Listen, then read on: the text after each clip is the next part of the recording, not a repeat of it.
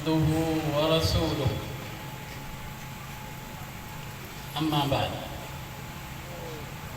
فأعوذ بالله من الشيطان الرجيم بسم الله الرحمن الرحيم تبارك الذي نزل الفرقان على عبده ليكون للعالمين نذيرا صدق اللہ العظیم۔ مجھے لگتا ہے کہ شاید اسٹیج سیکرٹری کو یہ معلوم ہو گیا کہ میں بنیادی طور پہ جو کہ ٹیچر ہوں تو اپنی کلاس میں گھومتا رہتا ہوں، کھڑے ہو کے تقریر کرنے کی عادت نہیں ہے، تو انہوں نے مجھے یہ مائک بھی تھما دیا۔ تو میر جمع ہے احباب درد دل کہہ لے، پھر التفات دل دوستاں رہے نہ رہے۔ آج وہ محترم شخصیات جو مختلف سیاسی جماعتوں سے اور مذہبی جماعتوں سے تعلق رکھتی ہیں اور میرے نوجوان ساتھی سید ابوالعلا مودودی نے 1935 میں لکھا کہ ایک وقت آئے گا جب سوشلزم ماسکو میں سر چھپائے گا، اس کو سر چھپانے کی جگہ نہیں ملے گی، اور لکھا کہ وقت آئے گا کہ سرمایہ دارانہ نظام واشنگٹن میں سر چھپائے گا، اس کو جگہ نہیں ملے گی۔ کیا یہ بات آج سچ ثابت ہو گئی؟ 35 کتنا دور بصیرت رکھنے والا یہ انسان زیرت ہے، اس نے یہ بات کی تھی جس نے مارکس، لینن، ہیگل، کانٹ، ان سارے فلاسفر کو وہ شکست دی کہ یہ قیامت تک وہ بھی اور ان کے پیروکار بھی یاد رکھیں گے۔ ہر میدان میں شکست دی اور ایک ہی نعرہ بلند کیا۔ اس جدید دور کا امام عصر سید ابوالعلا مودودی، جس کو دعوت دی علامہ اقبال نے کہ اس طرف آ جائیے، حیدرآباد سے انہوں نے ہجرت کی اور یہاں تشریف لے آئے، اور وہ خود کہتے ہیں کہ جس وقت میں سب گھر کا سامان بیچ کر اس طرف آنے کی تیاری کر رہا تھا تو مجھے خبر ملی کہ علامہ اقبال تو فوت ہو گئے۔ تو میں نے اپنے آپ سے خطاب کیا کہ میں نے وہاں جا کر کیا کرنا ہے؟ جب بلانے والا دائی چلا گیا تو میں نے کیا کرنا ہے؟ اور پھر ہی خیال آیا کہ ابوالعلا کیا تو نے اقبال کے لیے جا کر کام کرنا تھا؟ تو نے تو اسلامی انقلاب کے لیے کام کرنا۔ تو میں چلا آیا اور پھر پاکستان بن گیا۔ تو قائد اعظم رحمۃ اللہ علیہ نے سید ابوالعلا مودودی سے یہ بات کی، پاکستان میں نے بنایا، اس کو اسلامی بنانا اب آپ کا کام ہے۔ تو سید ابوالعلا مودودی نے ریڈیو پاکستان سے جو 4 تقریریں موجود کی، اسلام کا سیاسی نظام، روحانی نظام، وہ 4 تقریریں آج بھی آن دا ریکارڈ موجود ہیں۔ اس ملک کو کیسے چلایا جائے گا، حتیٰ کہ آپ کا ایک معروف جملہ ہے کہ قرآن اور سنت کی دعوت کو لے کر اٹھو اور پوری دنیا پر چھا جاؤ۔ تو کیا روس بھی گیا، امریکہ بھی گیا، اور ایسا گیا کہ اپنے ساتھیوں کو رات کو بھی نہ بتا سکا کہ میں جا رہا ہوں۔ اب منہ چھپاتے پھرتے ہیں۔ کہاں؟ جو میرے مرشد نے 1935 میں کہا تھا۔ تو بات یہ ہے کہ قرآن کی دعوت کو مرشد نے اس پاکستان میں بھی پیش کیا اور پوری دنیا میں پیش کیا، اور لوگوں کو سمجھایا کہ قرآن کی دعوت کیا ہے۔ وہ ہے بندگی رب، اللہ کی بندگی، اور باقی سب بندگیوں کو اپنے پاؤں کے ٹھوکر کے نیچے رکھو، اللہ کی بندگی۔ حتیٰ کہ وہ وقت بھی آیا کہ جب پھانسی کی سزا بھی سنا دی گئی اسی پاکستان میں۔ کیوں؟ کہ انہوں نے لکھا کہ جو میرے نبی صلی اللہ علیہ وسلم کی اس حیثیت کو نہیں مانتا کہ وہ آخری پیغمبر اور نبی ہیں، تو وہ کافر ہے، کافر ہے۔ قادیانی مسئلہ لکھا، پھانسی کی سزا سنی، اور پھر ان تینوں جرنیلوں سے کہا کہ آپ نے مجھے تو پھانسی کی سزا سنائی، لیکن میرا بھی ایک سوال ہے، اور وہ یہ ہے کہ آپ تینوں میں سے بڑے افسر ہیں، وہ کوئی مجھے یہ بتا سکتا ہے کہ تم میں سے کس نے کس وقت مرنا ہے؟ اپنی موت کا وقت جانتے ہو؟ کہا کہ نہیں۔ کہا کمال ہے، اپنی عقل کا علاج کرو۔ جو اپنی موت کا وقت نہیں جانتا وہ میری موت کا وقت کا کیسے اس کو پتہ چل گیا؟ جاؤ تم ساری فوج الٹی لٹک جاؤ اور مجھے پھانسی دینا چاہو، اور میرے رب نے مجھے میرے لیے موت نہیں لکھی، تم مجھے موت نہیں دے سکتے، اور تم ساری فوج الٹی لٹک جاؤ اور مجھے بچانا چاہو، اور میرے رب نے موت لکھ دی، تم مجھے بچا بھی نہیں سکتے۔ بیٹے نے کہا ابا رحم کی اپیل کروں؟ کہا کس کے سامنے؟ اگر تم نے اپیل کی بات کی تو پھر تمہارا میرا رشتہ ہی ختم ہو جائے گا، تم میرے بیٹے نہیں ہو۔ میں کہتا ہوں جو میرے نبی کی نبوت کو اور ان کو آخری نبی نہیں مانتا وہ کافر ہے۔ شاہ سعود اس نے اس وقت کے پریزیڈنٹ آف پاکستان سے کہا کہ سید مودودی کو میرے ملک میں بھیج دو، تمہاری جان چھوٹ جائے گی۔ تو سفیر سعودی عرب کا آتا ہے اور وہ کہتا ہے جیل میں کہ شاہ سعود یہ کہہ رہے ہیں کہ آپ میرے ملک میں آ جائیں۔ تو سید مودودی نے ایک معروف جملہ کہا کہ سجن پاکستان احب الی من حریت بلدک، پاکستان کی اللہ کی قسم یہاں کی جیل تیرے ملک کی آزادی سے زیادہ بہتر ہے، میں ادھر ہی نہیں مانا۔ اور پھر وہ وقت آیا پھانسی سنانے والے وقت وہ خود چلے گئے اور مرشد مودودی کو موت نہ دے سکے۔ تو آج ان کا ایک ہی نعرہ ہے، آج اسلامی جمعیت طلباء جس کی بنیاد سید مودودی کے افکار پر رکھی گئی، اس کے تیار کردہ نوجوان اس مشرقی پاکستان پر اپنی جانیں دے رہے ہیں، آج بھی دے رہے ہیں۔ وہ مطیع الرحمان نظامی کی روح آج بھی ان نوجوانوں سے کہہ رہا ہے کہ اسی ملک کے لیے مرنا، اسی ملک کے لیے جینا۔ اور کتنے ابھی جیلوں میں پڑے ہیں، ان کو پھانسیاں ملنے والی ہیں، اور آج بھی پوری دنیا میں سید مودودی کی اس فکر کو غلبہ حاصل ہوا ہے۔ دو سپر پاور ڈیمیج ہو گئی ہیں، اب منہ چھپاتے پھرتے ہیں۔ روس کہتا ہے کہ ہم نے افغانیوں کو نہیں لینا، ہو سکتا ہے کہ یہ کیا ہوں، اور امریکی تو کوئی کسی کھاتے میں نہیں جائے۔ دو سپر پاور کو ڈیمیج، تیسری سپر پاور آ گئی ہے کہ قرآن اور سنت کی دعوت کو لے کر اٹھو نوجوان، اس دنیا پر غلبہ حاصل کر لو، غلبے کا وقت آ گیا ہے۔ وآخر دعوانا الحمدللہ رب العالمین۔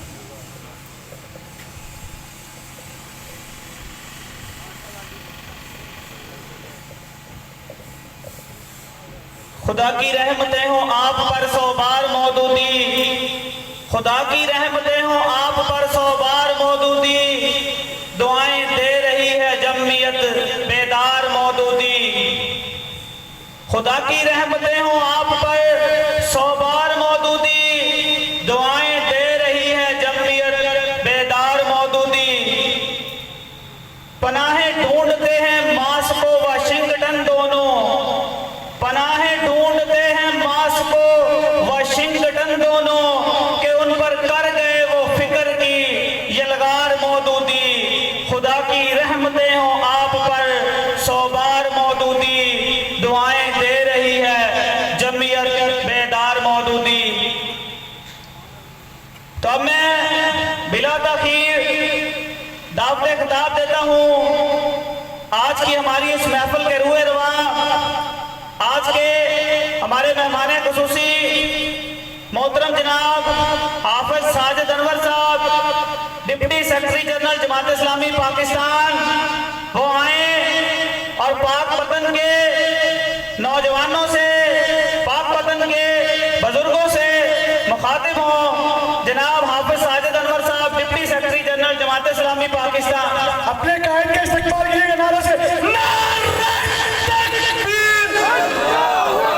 ہمارے مہمان لاہور سے آئے ہیں، یہ ان کے شیان شان استقبال نہیں ہے، استقبال کیجئے گا در فرید، شہر فرید کی عوام کو سمجھو، نعرہ تکبیر، نعرہ تکبیر، المدد، المدد، المدد،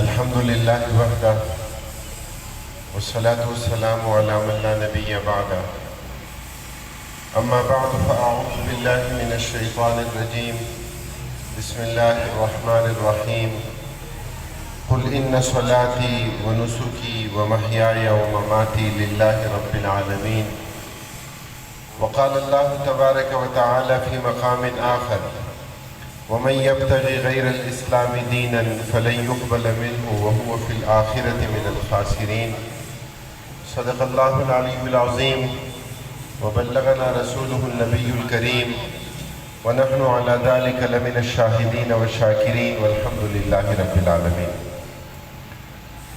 محترم ذمہ داران جماعت، میرے محترم دیگر سیاسی جماعتوں کے ذمہ داران ساتھیوں، بھائیوں، وکلاء برادری، صحافی حضرات، میرے بزرگوں، میرے نوجوان ساتھیوں، بھائیوں، یہاں آمد سے پہلے میرا یہ احساس تھا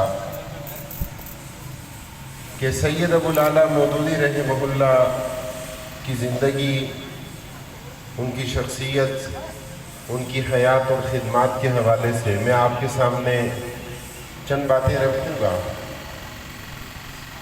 لیکن یہاں میں نے آپ کی گفتگو جماعت کے حوالے سے آپ کا اظہار خیال، مولانا مودودی رحمہ اللہ کے حوالے سے آپ کے احساسات سنے، اور میرا یہ احساس ہے کہ جماعت اسلامی کو اور سید مودودی رحمہ اللہ کو آپ تمام حضرات، میرے ملک کی سیاسی دینی جماعتیں الحمدللہ بخوبی جانتی ہیں. میں سید ابوالعلا مودودی رحمہ اللہ کے حوالے سے دو مختصر باتیں آپ کے سامنے ذکر کروں گا، اور پھر جماعت کی دعوت کے حوالے سے میں آپ کے سامنے نبی اکرم صلی اللہ علیہ وسلم کی سیرت مطہرہ کی روشنی میں چند معروضات پیش کرنا چاہتا ہوں. سید ابوالعلا مودودی رحمہ اللہ ایک عالم دین تھے، اور میرے شیخ، میرے استاد حضرت مولانا گوہر رحمان رحمہ اللہ کے بقول ایک عالم ربانی تھے، اور ہم میں سے کسی کا یہ عقیدہ نہیں، ہم میں سے کوئی اپنے شیخ کو، اپنے مقتدا کو، اپنے رہنما کو، اپنے پیشوا کو معصوم نہیں سمجھتا. سید ابوالعلا مودودی رحمہ اللہ کی خدمات ہیں، اور بسا اوقات جماعت کی اس تحریک میں رہتے ہوئے، جماعت کے ساتھ چلتے ہوئے مجھے یوں محسوس ہوتا ہے کہ جیسے سید ابوالعلا مودودی رحمہ اللہ کی بعض وہ کرامات ہیں کہ جو کرامات ان کی موت کے بعد اور ان کی رحلت کے بعد بھی ہمیں نظر آتی ہیں. اور وہ کیا ہے کہ سید ابوالعلا مودودی رحمہ اللہ کی رحلت کے بعد بھی آج تک جماعت موروثیت کا شکار نہیں ہوئی. سید ابوالعلا مودودی رحمہ اللہ کی رحلت کے بعد آج اتنا عرصہ گزرنے کے بعد بھی جماعت اسلامی کے جو ایک پارٹی نہیں، جماعت اسلامی کے جو ایک تحریک کا نام ہے، اگر کوئی فرد اپنے ذاتی مفاد کی بنیاد پر، اگر کوئی فرد کسی مادی فائدے کی بنیاد پر جماعت کی صفوں میں آتا ہے، تو جماعت کا انٹرنل سسٹم تربیت کا، خود احتسابی کا ایک ایسا بہترین نظام ہے کہ وہ فرد اس جماعت کے اندر رہ نہیں سکتا، وہ اس جماعت سے بالآخر وہ نکل جاتا ہے اور خارج ہو جاتا ہے. سید ابوالعلا مودودی رحمہ اللہ کا علم تھا، اور واقعتاً یہ بات اظہر من الشمس ہے کہ بعض تحریریں وہ ہوتی ہیں کہ جو سدا بہار ہوتی ہیں، کہ جو کسی ایک خاص موسم کے لیے نہیں ہوتی، جو پوری زندگی کے لیے ہوتی. تفہیم القرآن کی صورت میں ہو، مغرب کے تہذیبی چیلنج کا مقابلہ کرنے کی صورت میں ہو، اسلام کے تصور تعلیم کو واضح کرنے کی صورت میں ہو، اسلام کے تصور معیشت اور معاشرت کو واضح کرنے کی صورت میں ہو، تعلیم اور تربیت کے لیے ہو، ہمیں نظر آتا ہے کہ سید ابو العلا مودودی رحمہ اللہ کی تحریریں جس طرح جب انہوں نے لکھی اس وقت وہ اس معاشرے کے لیے مفید تھی، مؤثر تھی، ریلیٹیو تھی، آج بھی ہمیں اپنے معاشرے میں اسی طرح مفید، مؤثر اور ریلیٹیو نظر آتی ہے۔ سید مودودی رحمہ اللہ کا علم تھا، اور جب ان کی ان علمی دینی خدمات کے مقابلے میں جب ان سے یہ کہا گیا کہ آپ کو شاہ فیصل ایوارڈ دیا جائے گا، تو سید مودودی رحمہ اللہ نے فرمایا کہ میں اپنے آپ کو کسی ایوارڈ کا اور اس دنیا میں کسی انعام کا مستحق نہیں سمجھتا، لیکن بالآخر جب بار بار کہنے اور اصرار کے بعد اس بات پر آمادہ ہوئے کہ سید مودودی رحمہ اللہ کے لیے جو ایوارڈ ہے اور جو انعام کی صورت ہے وہ مولانا خلیل احمد حامدی مرحوم وہ جا کر وصول کریں، اور وہ جو رقم سید مودودی رحمہ اللہ کو پیش کی گئی، سید مودودی رحمہ اللہ نے وہ رقم وقف کی کس مقصد کے لیے؟ ادارہ معارف اسلامی منصورہ لاہور بنا کر۔ اور میں اللہ رب العالمین کا لاکھ لاکھ شکر ادا کرتا ہوں کہ آج اس ادارے میں ڈائریکٹر کے طور پر میری ذمہ داری ہے سید مودودی رحمہ اللہ کے اس مشن کو، اس علمی کام کو الحمدللہ ہم نے جاری رکھا ہے۔ سید مودودی رحمہ اللہ کی امانت اور دیانت کا جو پہلو تھا، اہل علم یہاں بیٹھے، کئی ایسی آراء ہوتی ہے کہ بعض اوقات فتویٰ مل جاتا ہے، جواز کا فتویٰ مل جاتا ہے۔ سید مودودی رحمہ اللہ سے یہ کہا گیا کہ آپ بادشاہی مسجد میں خطابت کو قبول فرمائیں اور اس کا اتنا اعزازیہ آپ کو دیا جائے گا۔ سید مودودی رحمہ اللہ کیا فرماتے ہیں کہ میری نظر میں اسلام کے بے وقار ہونے میں کئی عوامل کار فرما ہے، لیکن سب سے زیادہ متاخرین نے جب سے قرآن کریم کی تعلیم پر اعزازیہ لینے کو جائز قرار دیا ہے تب سے یہ دین بے وقار ہو گیا ہے، تب سے علماء کا وہ مقام اور مرتبہ معاشرے میں نہیں رہا۔ ظاہر ہے کہ اس کے حوالے سے فتویٰ موجود ہے، متاخرین اہل علم کی آراء اپنی جگہ موجود ہے، لیکن سید مودودی رحمہ اللہ کا جو استغنا تھا، جو زہد تھا، جو تقویٰ تھا، جو للہیت تھی، جو خشیت تھی، اور اللہ رب العالمین نے ان صفات کو قبول فرمایا۔ اللہ رب العالمین نے ان کی تحریک کو مسلسل ترقی عطا فرمائی۔ نبی اکرم صلی اللہ علیہ وسلم کی حیات طیبہ سے ہمیں نظر آتا ہے کہ آپ صلی اللہ علیہ وسلم نے دین کا کامل تصور پیش کیا، اور میں بالخصوص یہ بات آج اس تناظر میں کہہ رہا ہوں کہ سید ابو العلا مودودی رحمہ اللہ نے اسلام کا کامل تصور پیش کیا بر صغیر پاک و ہند میں، بر صغیر پاک و ہند کہ اس دور کے سیاسی حالات کا اگر ہم تجزیہ کریں کہ اس وقت کے سیاسی حالات کیا تھے۔ ایسٹ انڈیا کمپنی ایک تجارتی کمپنی کے نام پر آئی، اور تدریجاً آنے کے بعد اس نے اپنی فوج بھی بنا لی، اس نے مختلف سہولتیں بھی اپنے لیے حاصل کی، مختلف زمینیں، ریاستوں کی ریاستیں اس نے خرید لی، اور آہستہ آہستہ ان کا دائرہ کار سیاسی میدان میں بھی، ان کا دائرہ کار عسکری محاذ پر بھی وہ تدریجاً آہستہ آہستہ آگے کی طرف بڑھتا چلا گیا۔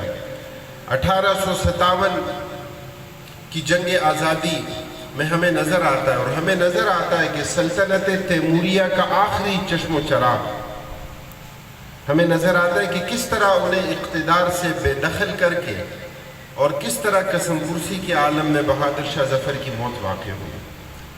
اب اس کے بعد تدریجاً حالات ہمیں نظر آتے ہیں، اور بنیادی طور پر بے تذکرہ اگر کہوں دو شخصیات ایسی ہیں، علامہ اقبال کی شخصیت کے جنہوں نے اپنی نظموں کے ذریعے امت میں بیداری کا فریضہ سر انجام دیا، اور سید ابو العلا مودودی رحمہ اللہ کے جنہوں نے اپنی نثر کے ذریعے، جنہوں نے اپنے پرچے ترجمان القرآن کے ذریعے امت میں بیداری کا، امت کو بھولا ہوا سبق یاد دلانے کا فریضہ انہوں نے سر انجام دیا۔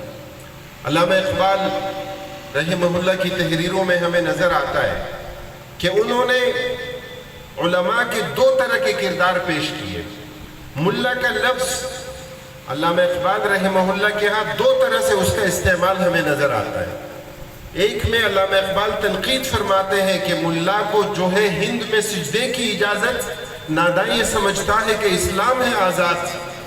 لیکن یہی اقبال ملا کی اس عظمت کو، اس بلند و بالا کردار کو، اس اعلیٰ و عرفہ مقام اور مرتبے کو بیان کرتا ہے کہ افغانیوں کی غیرت دین کا ہے یہ علاج، ملا کو ان کے کوہ و دمن سے نکال دو.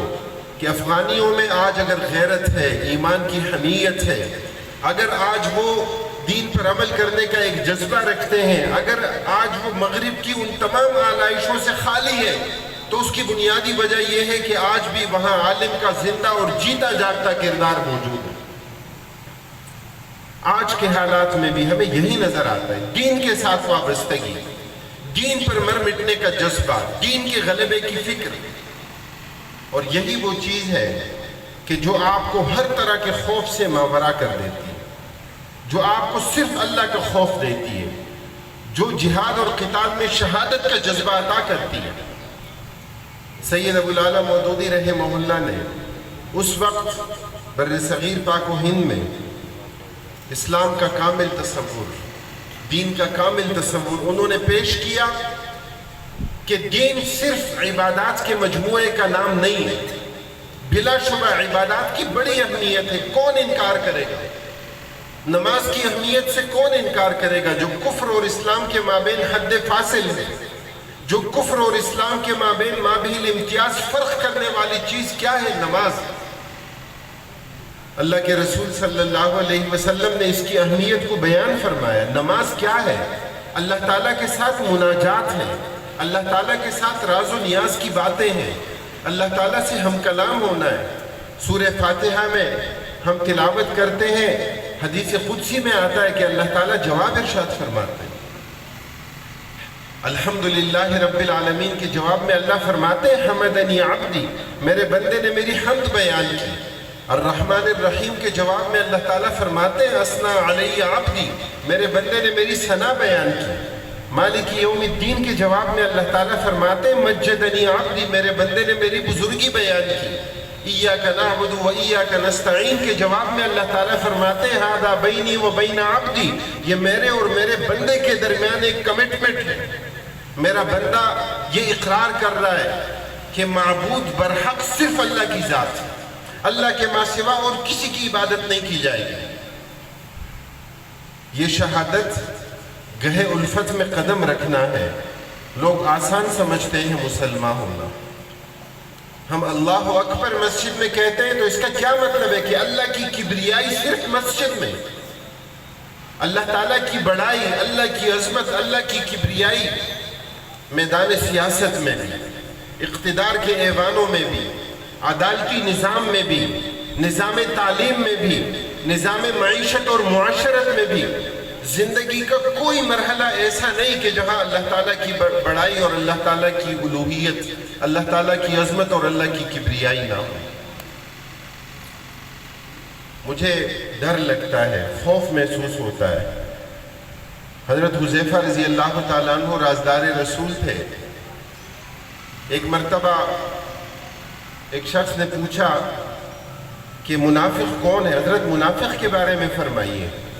حضرت حذیفہ رضی اللہ تعالیٰ عنہ فرماتے ہیں الذی یصف الاسلام ولا يعمل به، کہ جو اسلام کی تعریف اور توصیف تو کرتا ہے کہ اسلام بڑا اچھا دین ہے لیکن عمل نہیں کرتا. اسلام بڑا اچھا دین ہے لیکن میرے عقیدے سے یہ بات واضح نہ ہو. اسلام بڑا اچھا دین ہے، میں زبان سے کہوں لیکن میرے گفتار سے، میرے کردار سے واضح نہ ہو. میں یہ کہوں کہ اللہ اکبر، اللہ سب سے بڑا ہے، لیکن میں نظام تعلیم میں سمجھوں کہ نہیں لارڈ میکالے اکبر ہے، میں یہ سمجھوں کہ نہیں فریڈرک ولیم نیٹشے اکبر ہے نظام اخلاق میں، میں کہوں کہ نہیں مغرب کا عدالتی نظام اکبر ہے. یہ کیسی توحید ہے؟ اللہ کے رسول صلی اللہ علیہ وسلم کے ساتھ یہ کیسی محبت ہے؟ یہ بابا فرید الدین گنج شکر کا شہر ہے. یہ امن کا اور محبت کا شہر ہے. یہ نبی کریم صلی اللہ علیہ وسلم کے ساتھ تعلق اور نسبت، اور نبی کریم صلی اللہ علیہ وسلم کہ اس تعلق اور اس نسبت کی بنیاد پر جو اصل میں ہماری متاع حیات ہے ہم فخر کرتے ہیں.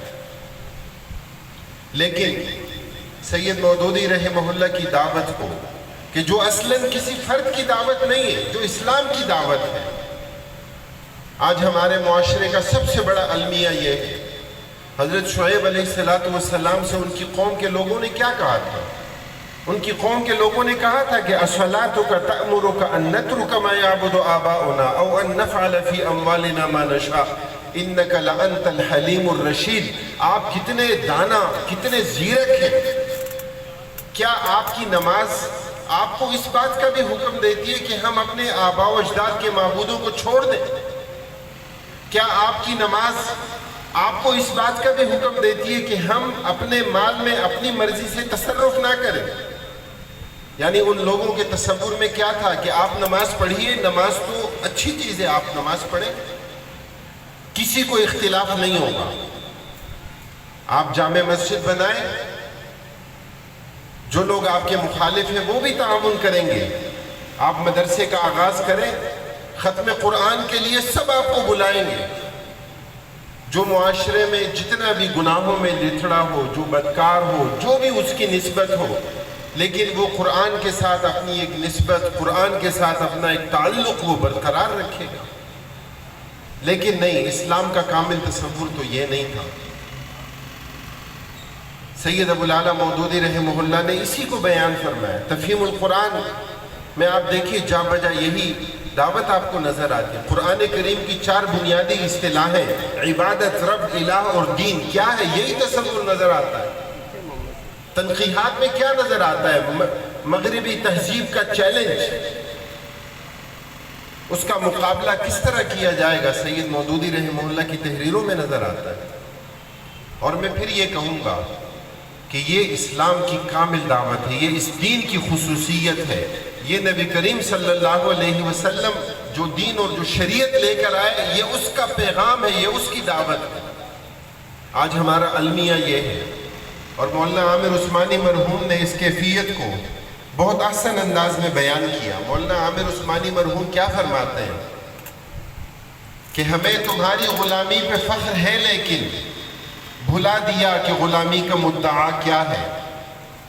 وفا کو ایک تخیل بنا لیا ہم نے، ہمیں شعور نہیں مقصد وفا کیا ہے. طلب تصور منزل سے ہو چکی محروم، خود اپنی سمت سفر بھی ہمیں نہیں معلوم. بتانے قوم و وطن جن کو تم نے توڑا تھا، نئے سرے سے انہیں ہم نے پھر تراش لیا. کیا تھا تم نے اخوت کا جو محل تعمیر، اسے نفاق کی ضربت سے ہم نے توڑ دیا. ہماری ظلمت شب میں کہیں بھی نور نہیں، طلوع صبح کے آثار دور دور نہیں. حضور پھر بھی یہ اشعار پیش خدمت ہے. اگرچہ ہدیہ ناچیز کا معیار صحیح، برائے نام سے نسبت تو تم سے باقی ہے، ہزار دامن ایمان تار تار سے. مولانا عامر عثمانی مرحوم فرماتے ہیں، وہ جرت سراپا، وہ ہمت مجسم، وہ راتوں کا عابد، وہ دن کا سپاہی، وہ جس نے سیاست کی زلفیں سواری، وہ جس نے فقیری میں کی بادشاہی. اگر اس سے کچھ بھی عقیدت ہے تم کو تو اپنا وتیرہ بدلنا پڑے گا. نفاق زبان و عمل سے گزر کر صداقت کے سانچے میں ڈھلنا پڑے گا. اور خبر دے رہا ہے محمد صلی اللہ علیہ وسلم، خبر دے رہا ہے محمد کا اسوہ کہ آسان نہیں ہے مسلمان ہونا. بہت امتحانات درپیش ہوں گے، بہت سخت راہوں پہ چلنا پڑے گا. آج ہمارے لیے چیلنج یہی ہے کہ اس دین کو ہم اپنے معاشرے میں کیسے نافذ کریں. میں نے آپ کے سامنے حضرت حذیفہ رضی اللہ تعالیٰ عنہ کے ایک اثر کا حوالہ دیا. حضرت حذیفہ رضی اللہ تعالیٰ عنہ کیا فرماتے ہیں کہ منافق کون ہے؟ الذی یصف الاسلام ولا یعمل بہ، جو اسلام کی تعریف اور توصیف تو کرتا ہے، عمل نہیں کرتا. ایک مرتبہ ایک نوجوان کو دیکھا دعا مانگ رہا تھا. اللہم اہلک المنافقین، اللہم اہلک المنافقین، یا اللہ منافقین کو ہلاک کر دے، تباہ و برباد کر دے۔ حضرت حذیفہ رضی اللہ تعالیٰ عنہ فرماتے ہیں لا تقل ہکذا یا ابن اخی، کہ میرے بھتیجے اس طرح مت کہو۔ فرمایا فإنما لو هلك المنافقون لاستوحشتم في طرقاتكم من قلة السالك فيها، اگر سب کے سب منافق مر گئے تمہیں راستے میں کوئی چلنے والا نہیں ملے گا۔ ایمان کے باوجود نفاق کی کوئی نہ کوئی خصلت اور علامت وہ آ جاتی۔ ہمارا کام کیا ہے؟ خود احتسابی ہے۔ ہمارا کام کیا ہے؟ دین کا جامع تصور اپنے سامنے رکھنا ہے۔ آج ہمارا معاشرہ، آج ہمارا ملک پاکستان کتنے مسائل کا شکار ہے۔ ہر دن اخبار میں کوئی نہ کوئی ایسا واقعہ، کوئی نہ کوئی ایسی خبر آتی ہے کہ جو دل دہلا دینے کے لیے کافی ہوتی ہے۔ اسلام آباد میں ایک لڑکی کو اس کے ایک دوست نے قتل کر دیا، اس کا سر دھڑ سے الگ کر دیا۔ ان دنوں مینار پاکستان پر جو اخلاق باختگی ہوئی، ہمارے ذرائع ابلاغ اس کو بار بار دکھاتے ہیں۔ ہمارے بعض دانشور اخبارات میں کالمز پڑھے ہم نے، بعض لوگ یہ کہتے ہیں کہ جی ان تمام مسائل کا حل یہ ہے کہ چونکہ لڑکے ہیں، مرد ہیں اور عورتوں کے ساتھ مخلوط رہنا سیکھا نہیں، اس لیے اس کا حل یہ ہے کہ ہر مرحلے پر مخلوط تعلیم اور مخلوط سوسائٹیز کو عام کر دیا جائے، تو اس کے نتیجے میں ان میں بھی ایک قرینہ اور سلیقہ آئے گا، تو کوئی وہ جنسی ہراسگی کی کوئی کیفیت جو ہے وہ سامنے نہیں آئے گی۔ عجیب و غریب تصورات مغربی تہذیب کے جو آج خود اس بات پر مصر ہے کہ جو آج خود تباہی کے دہانے پر پہنچ چکی ہے، جو خود آج وہ سنگل سیکس ایجوکیشن کی بات کرتے ہیں کہ لڑکوں اور لڑکیوں کی تعلیم الگ الگ ہے، جو آج خود اس بات سے پریشان ہے کہ ہم نے خواتین کو گھروں سے باہر نکالا تو اس کے نتیجے میں مسائل سامنے آئے، جو آج گو بیک اور گو ہوم کی تحریکیں چلا رہے ہیں، لیکن ہمارے معاشرے میں آج ہمارے مختلف تھنکرز، سوچنے والے، وہ یہ سمجھتے ہیں کہ شاید ان تمام مسائل کا حل یہ کہ مخلوط تعلیم کو عام کر دیا جائے۔ حضرات گرامی، یہ ملک لا الہ الا اللہ محمد الرسول اللہ کی بنیاد پر بنا تھا۔ اس ملک میں اور کوئی بھی نظام اگر نافذ کرنے کی کوشش کی جائے گی تو یہ ملک نہیں چلے گا۔ یہ اللہ تعالیٰ کے ساتھ بغاوت ہے، یہ نفاق ہے کہ جس نام پر، جس نعرے پر شہداء نے قربانیاں دی، عورتوں کی عزتیں تار تار ہوئی، بچوں کو یتیم کیا گیا، وہ دو قومی نظریہ تھا۔ وہ قائد اعظم محمد علی جناح رحمہ اللہ کی وہ تقریریں تھیں کہ جن میں سے ہر تقریر کے اندر انہوں نے کہا کہ ہم ایک ایسی ریاست بنانا چاہتے ہیں کہ جہاں ہم اسلام کے اصولوں کو نافذ کر سکیں۔ محترم ڈاکٹر اقبال لکھیانہ صاحب نے آپ کے سامنے حوالہ رکھا کہ سید ابو العلا مودودی رحمہ اللہ نے، انہوں نے اس وقت مسلم لیگ کے بعض اقدامات کی مخالفت کی تھی اور یہ بات کہی تھی کہ ایک اسلامی ریاست حاصل کرنے کے لیے جو اوصاف مطلوب ہیں ان اوصاف کا ہونا بہت ضروری ہے، اس لیے کہ اگر ریاست کا حصول ہو اور اس میں اسلام نافذ نہ کیا جائے تو پھر اس کے مزید مضر اثرات اور اس کے خطرات سامنے آئیں گے۔ لیکن وہی سید ابو العلا مودودی رحمہ اللہ تھے، علامہ اقبال رحمہ اللہ کی دعوت پر آئے، چودھری نیاز علی خان مرحوم نے دارالاسلام کی بنیاد رکھی۔ علامہ اقبال رحمہ اللہ نے فرمایا تھا کہ میں بھی اس ادارے میں سال میں 4-5 مہینے میں یہاں گزاروں گا، لیکن اللہ تعالیٰ نے انہیں مزید مہلت عمل نہیں دی۔ اور پھر جب پاکستان بنا، سید مودودی رحمہ اللہ اور علامہ محمد اسد اور دارالاسلام میں جتنے بھی اس وقت جماعت کے اکابرین اور جماعت کی قیادت موجود تھی وہ لاہور تشریف لائے، اور سب سے پہلا کام، کوئی سیاست نہیں، سب سے پہلا کام مہاجرین کی خدمت کا کام جماعت کے لوگوں نے کیا۔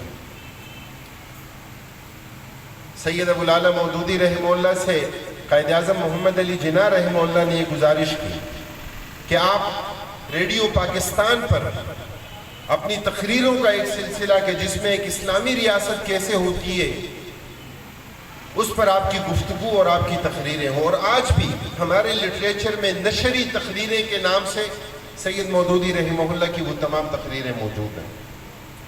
इसलिए अजीज़ान गिरामी, आज के इस यौम तासीस के मौके पर मैं ये कहना चाहता हूँ कि आज अगर हमारे मुआशी मसाइल हैं, आज अगर बदअमनी का मसला है, आज अगर हमारे मुल्क में आप देखिए क्राइम रेशो कितनी तेज़ी के साथ बढ़ता हुआ जा रहा है, छोटे बच्चों बच्चियों की इज्जतें महफूज नहीं है, हम मकरूज तर कर्जों की दलदल में धंसते चले जा रहे हैं और उसकी बुनियाद पर आज आलमी मालियाती इदारे अपनी शराइत हमसे मनवाते हैं। आज हमारे यहाँ बिजली के बिलों में इजाफा कितना होगा, यहाँ क्या कुछ पॉलिसियाँ होंगी, यहाँ क्या कुछ इक़दामात किए जाएंगे, उसके लिए हमें डिक्टेशन दी जाती है। इन तमाम मसाइल का हल अगर है तो वो कुरान और सुन्नत के निज़ाम में है।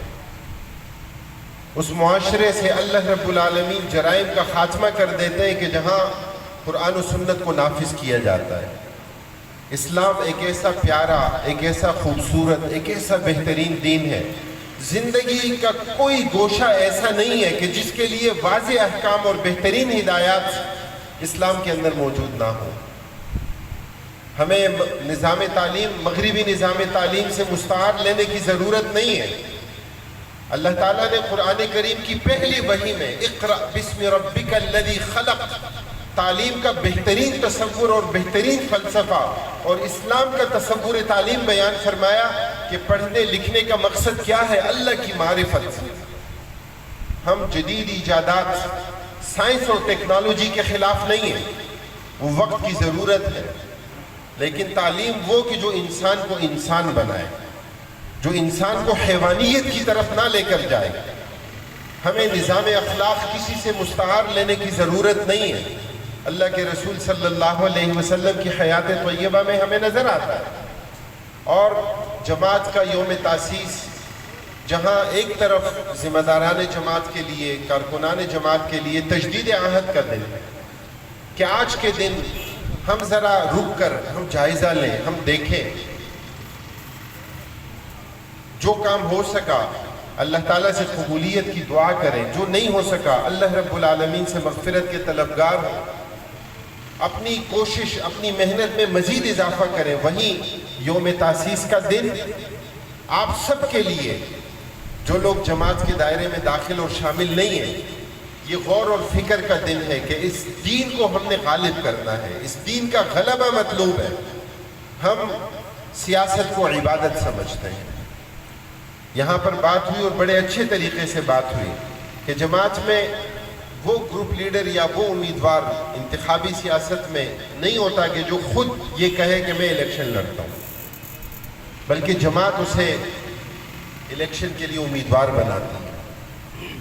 यहाँ लॉबिंग और यहाँ ग्रुपिंग की वो सूरतें नहीं होती जो हमें अपने मुआशरे में जितनी खराबियाँ नज़र आती हैं। इसलिए हम अगर खिदमत का काम करते हैं उसे भी इबादत समझते हैं, हम अगर सियासत में हैं तो उसे भी अल्लाह की रज़ा का ज़रिया समझते हैं, इस दीन को गालिब करना चाहते हैं। हम शख्सियत की तरफ नहीं बुलाते, हम अल्लाह की तरफ बुलाते हैं, हम अल्लाह के रसूल सल्लल्लाहु अलैहि वसल्लम की तरफ बुलाते हैं। हम दीगर मकातिब फ़िक्र के अकाबिरीन का, उलमा का, मशाइख का भी उतना ही एहतराम करते हैं जितना जमात की क़ियादत में जो लोग मौजूद हैं उनका अदब और एहतराम किया जाता है। इसलिए ये आज का एक सवाल है कि जो हम सब के लिए है कि हमने अपनी मुख्तलिफ पार्टियों, अपनी मुख्तलिफ जमातों के साथ वाबस्तगी से उसको एक साइड पर रख कर हमने ज़रूर ये बात सोचनी है कि इस दीन के गलबे के लिए मेरा क्या किरदार होगा, इस दीन की बालादस्ती के लिए मेरा क्या किरदार होगा, ताकि ये दीन इस मुआशरे में चलता फिरता नज़र आए। यही दावत सैयद मौदूदी रहमहुल्लाह की है, ये इस्लाम का पैगाम है। अल्लाह रब्बुल आलमीन हमें इस दावत को समझने और इसके मुताबिक अपनी ज़िंदगी को बनाने और संवारने की तौफीक नसीब फरमाए। व आखिरु दावाना अनिल हम्दुलिल्लाहि रब्बिल आलमीन।